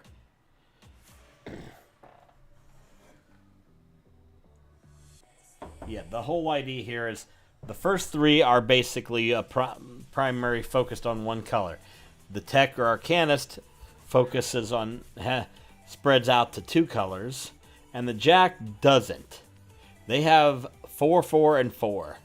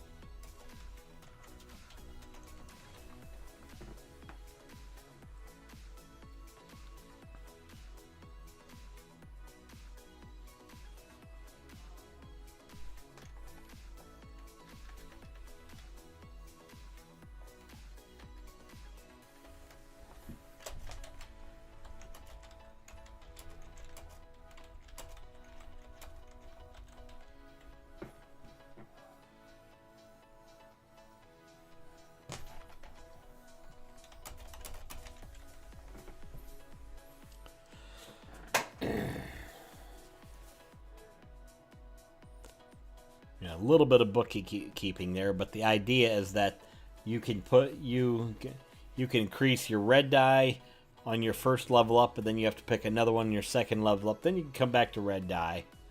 The whole point here is you change that idea up. So you don't just get more ridiculously punchy and nothing else. You can still level that. I haven't figured out how I'm going to do leveling yet.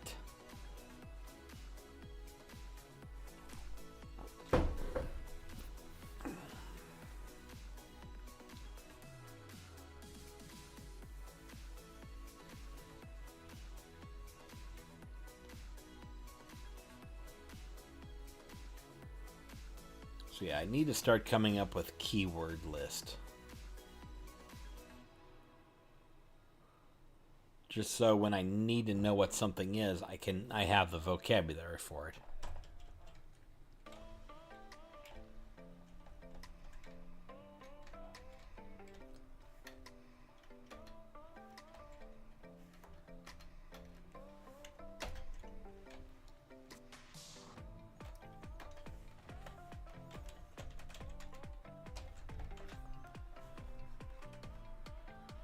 Okay.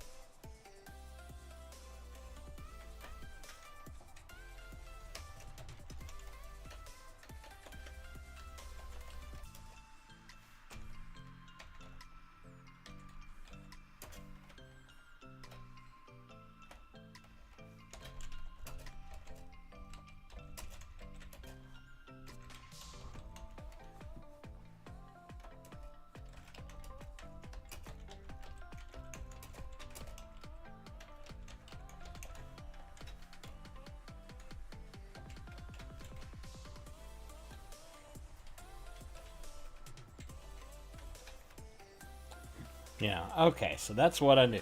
The white dice, basically, you more or less is for helping other people. It means healing, buffing, protecting people, persuading people. It lends aid to people. Now, red, let's say you're trying to, let's say there's somebody that's trapped under a building. White dice you would use to give them aid and get them into a position where they might be able to get loose. Red, you just lift the fucking building. Smash the thing that's holding them under. Black, you could use that, but you'd probably slip their wallet out at the same time. It's negative. I use negative and positive in quotes because I'm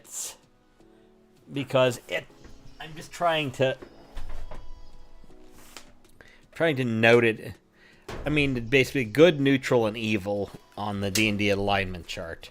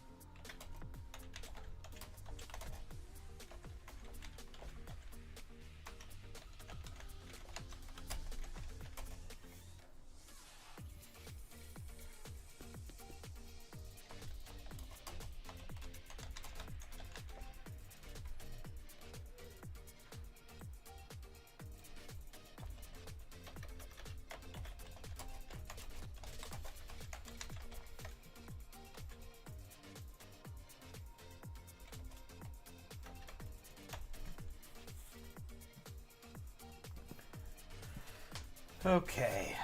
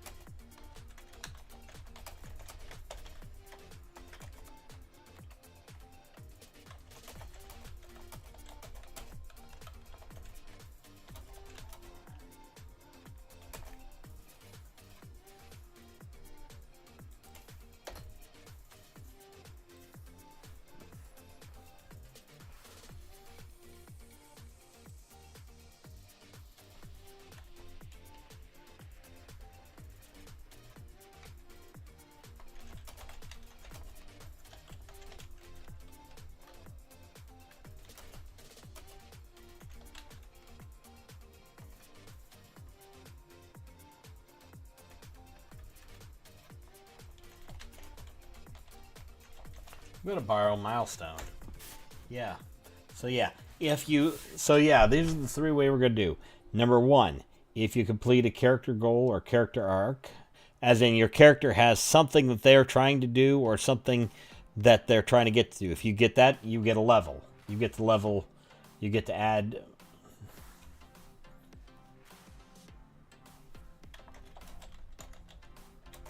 You get to add a D6 anytime you level. So if you complete a character goal or character arc, or if you have X number of momentum at the end of a session. So that's a reason to keep it, because you can get more powerful. But if you need it, you can spend it. Or 3, party completes a story milestone. Everybody levels.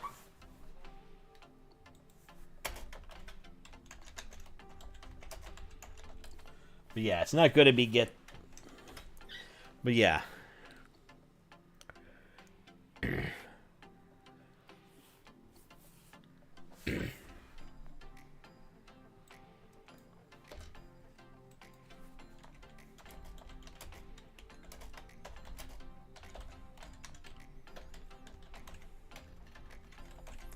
GM discretion. Yeah, we'll just do that. So I've got some ideas here.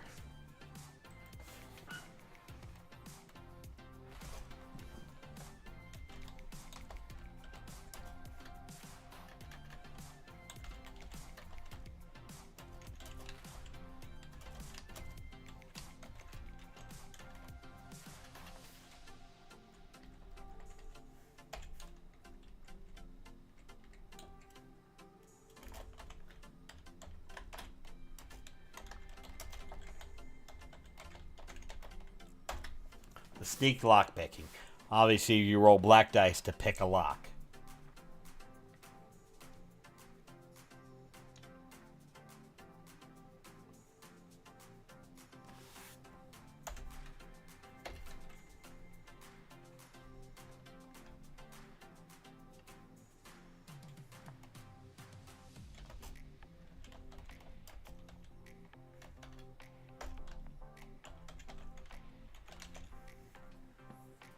So yeah, we'll have 3 skill types.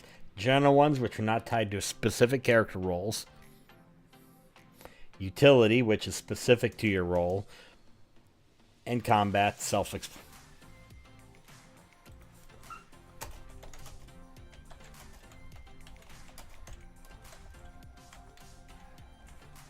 Combat, self-explain. Specific to role. Self-explanatory. It's combat skills. And what it'll usually be, you'll either have... Which, that brings me to the archetypes. You usually get +2 to a primary and +1 to a secondary skill. Like if you're the...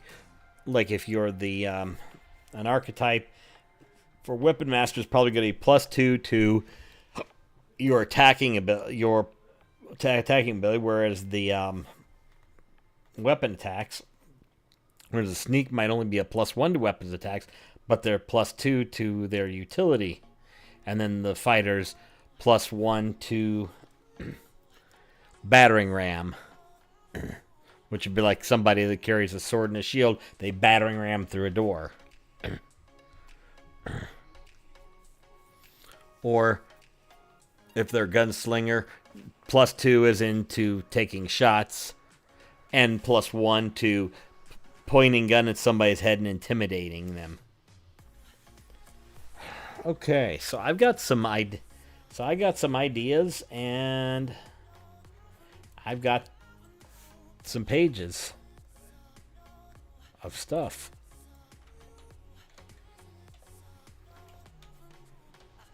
So yeah, that actually works. So I'm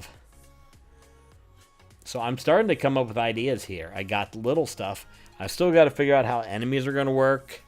Although I have some ideas. No, that's the wrong one. Here's the right one.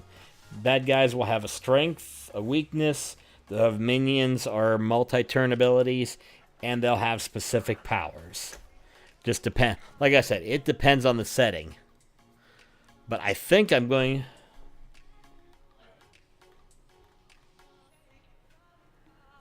to start and build it as a modern setting, because I can do some really cool stuff here.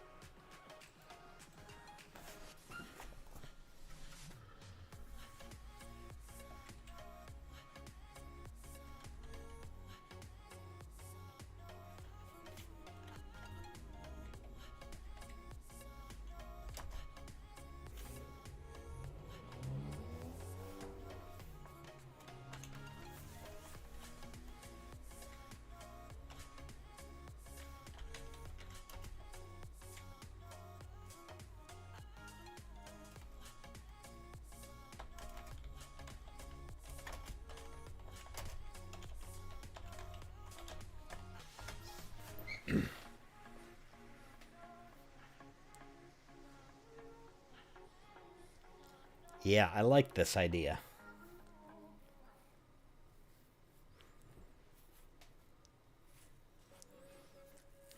So yeah, the next thing I think I need to do is I need to draw up a basic character sheet. It won't be the final character sheet. It's basically just going to be... It is basically going to be... I put the stuff on a piece of paper, just draw it out so I can kind of see how the sheet would look and how much stuff is in there. Because the trick is, we got the dice, and then we got pips as... Pips denotes expertise in a skill. Has +1 or +2.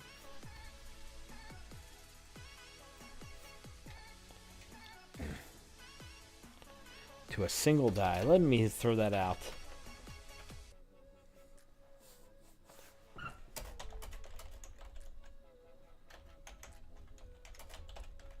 Basically, as a +1 or +2 to the highest die.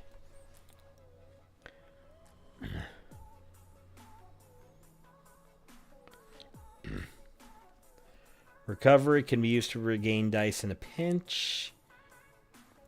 Basically, recovery is the cover your...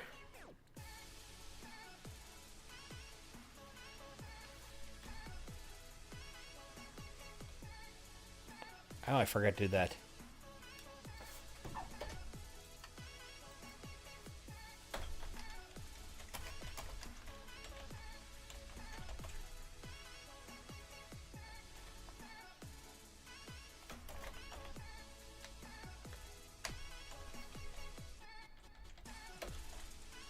me get this down here. Relaxation, R&R. Basically, R&R is basically going to be this.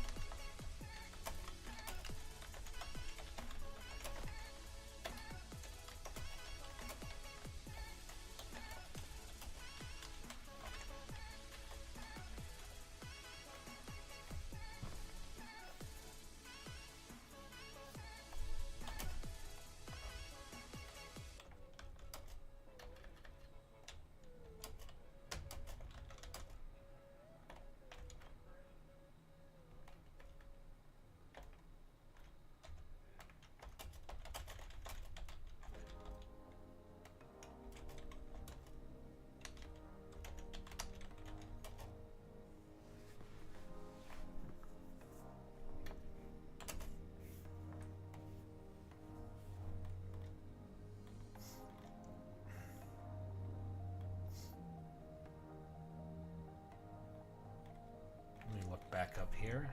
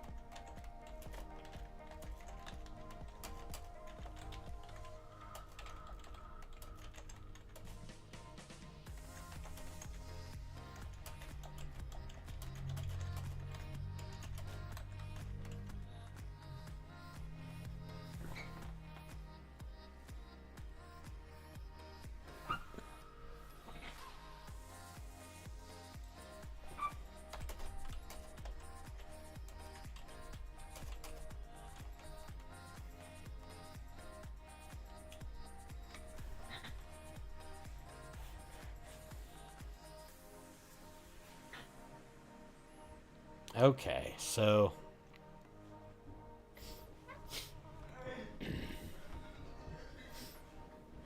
I think I'm going to go with this. Start building this as a modern setting, or maybe a cyberpunk Shadowrun style. Yeah, there's some possibilities here. I kind of want to get away from doing fantasy because I've done fantasy. Plus, we're going to have Plus, like I said, the RMCDM is basically going to be. It's going to have tactical, heroic, cinematic, fantasy. So yeah, I'm kind of leaning on this. So if anybody has any ideas, feel free to drop us. As you can see down below, you'll see the socials: Instagram, Facebook, YouTube, the site formerly known as Twitter, and Twitch, and I don't know. We're pretty much at Red Shirt Geeks in all those places. If you have any ideas or any thoughts, pop in and suggest. I'm not going to make a 400-page rule book on this. But I've been kind of just bouncing. I just keep having ideas. I think this one has the most legs because it has a basic engine and it rolls on D6s. 3 colors of D6s. I'd like the idea of basically getting, when you have a session, you get you get 46 of each color for each player you have. I like that idea. So you got say 4 players. You have 16 d6 of each color. And everybody builds their character together. You take one of each color and put it on each, because everybody has to have at least one. And then you start taking dice and building characters and discussing what you want to run. And where you place your dice is going to determine where you place your dice is going to determine what your basic role is. And then you pick your archetype. Yeah, money is going to be, how do I handle money in a mod setting? Probably going to be the white dice. Actually, you use white dice, red dice, black dice for that.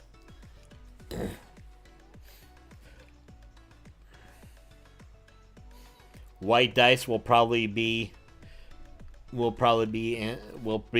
stuff that will be resources you have and you're willing to spend. Red dice will be you have to work or do something for somebody. And black dice is you fucking steal shit. That's easy. Okay. I think that... So this is basically me just spitballing some early ideas. So if anybody has any ideas or would like to get into game design, I will say I am looking. If anybody's interested, I can take some ideas. If this gets off the ground, we'll see where things go. But part of it's just the creative. And it may be I release this as a basic, I release this in the most basic form as a free PDF or Google Doc. I've done worse. So, like for example, with the game that brought me to this, Fiasco, you can go online, you can find free copies of their whatever it's called, the sets that they have. Basically, it has the resources for you to start building your Fiasco. So, anyway, I think we're gonna call it here because I've been going for 2 hours and I'm in the meander mode. When I'm in the meander mode, it's probably not the best. So we're gonna leave it there. Tomorrow we're gonna get back in Stardew. I got more fishing to do. And I did realize that I've been not doing this for several years, but the first day of spring I should make it a rainy day so that as I'm planting, I don't also have to water shit. So we'll leave it there, and I will be back tomorrow. Same red shirt time, same red shirt channel. Till next time, see you when I see ya.